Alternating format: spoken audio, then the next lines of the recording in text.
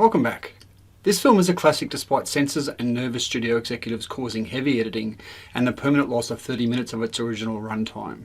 It was banned in some countries for as long as 30 years, for reasons modern audiences find difficult to reconcile, because ultimately it's an incredible film so far ahead of its time that it can still be deeply misunderstood. It is Freaks from 1932. One of the most interesting times in American film history is the pre-code period, the period between the industry adopting a code of practice and actually enforcing it. The code was designed to address public anger over Hollywood's excesses, to deal with censorship rules that varied from state to state, and as a kind of insurance against the financial insecurity of the time. This period between 1930 and 1934 was a time when filmmakers were pushing the boundaries to see what both the censors and the viewing public would tolerate. The resulting films were risque, edgy, provocative, and Freaks is a fascinating example of the time, going where no film had gone before and where few have gone since. MGM had purchased the rights to the short story Spurs in the mid-1920s at director Todd Browning's urging, and originally envisaged it as a vehicle for Lon Chaney, but when Chaney died of lung cancer in 1930, the project floundered. Todd Browning had worked in the circus in his youth, both as a clown and as a contortionist. His experience drew him to this project, and with a team of screenwriters, the script was reshaped over a 5-month period until little of the original story actually remained. Following the huge success of Dracula in 1931, Browning was given the freedom to make what he wanted, with the simple instruction from producer Irving Thalberg to give us something to out-horror Frankenstein, and that's what he delivered. The original casting had Victor McLaglen as Hercules, Myrna Loy as Cleopatra, and Jean Harlow as Venus. All refused to co-star with people they considered sideshow exhibitions.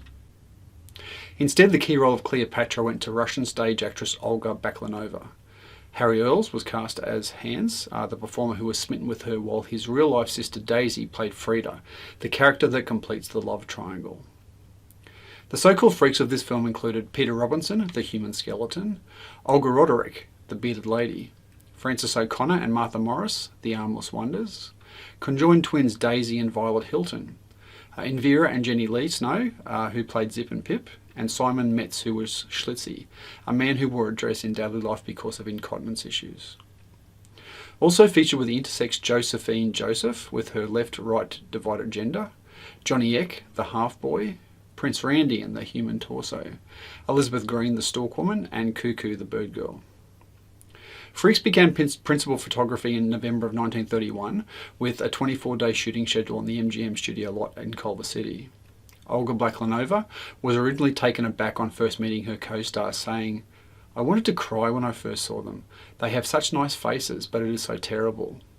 But she later said, "After starting the picture, I liked them all so much."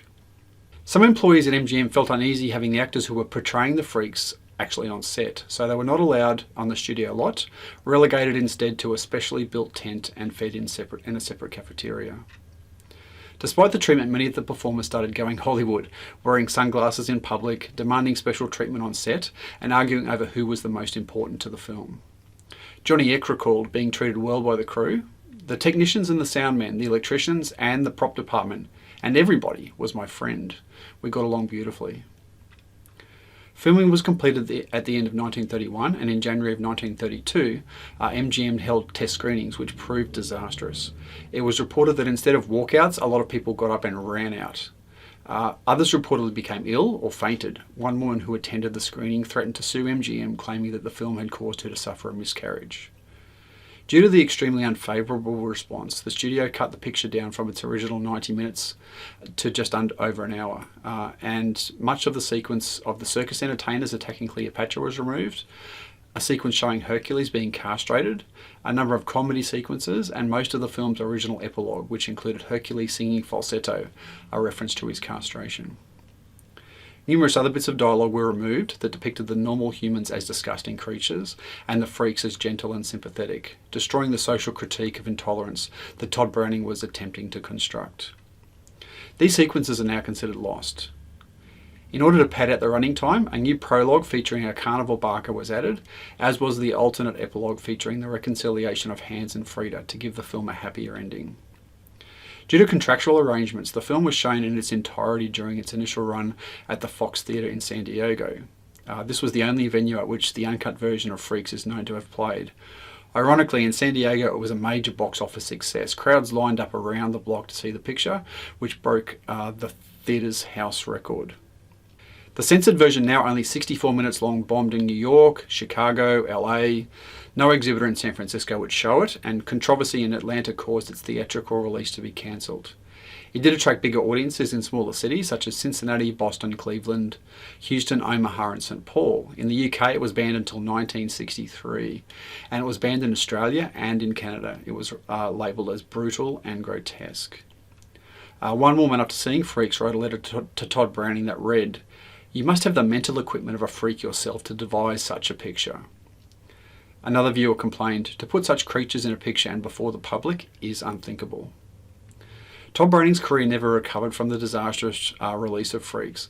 MGM put him on a tight creative leash. He retired in 1939 and spent the rest of his life in seclusion.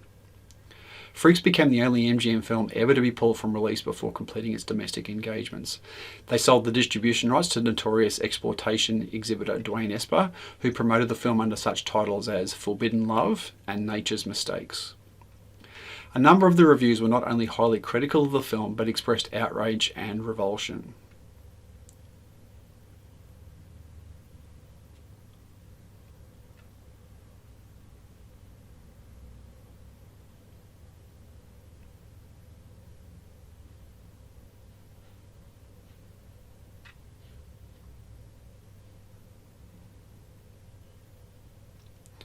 While a significant number of reviews were arguably more abhorrent than the film they sought to disparage, other reviews were far more encouraging.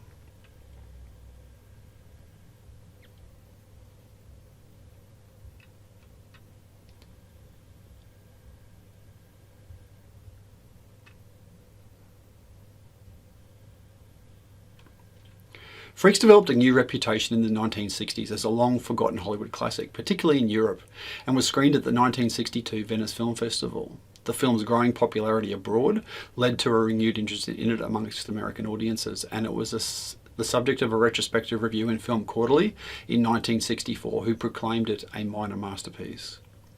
Freaks is now widely considered to be among Todd Browning's best films. In 1994, Freaks was selected for preservation in the United States Film Registry. Film scholar Jennifer Peterson cites Freaks as one of the 50 most important American films ever made, included amongst the American Film Institute's list of 400 greatest American movies and 400 most heart-pounding American movies. It is one of the 1001 movies you must see before you die. Premiere Magazine voted it one of the 25 most dangerous movies. Entertainment Magazine ranked it as the third best cult film of all time and the 24th scariest movie of all time. Several sequences in the film have been noted for their lasting cultural impact, most notably the climactic revenge sequence and the banquet sequence in which the freaks chant, "We accept a one of us, we accept a one of us." Only a handful of films can be considered must-see, and if you're a serious film fan, this is one of those. If you are truly a film fan, do yourself a favour. Go to our website, find our virtual screenings page, find the link to this particular film, click on it and watch it, and again, please come back. Let us know your thoughts on this particular film, and if you'd recommend it to others. I think it's incredible. I think you'll think so as well. So enjoy the screening. And then we'll see you back again in the not too distant future for our next classic films review. Catch you next time.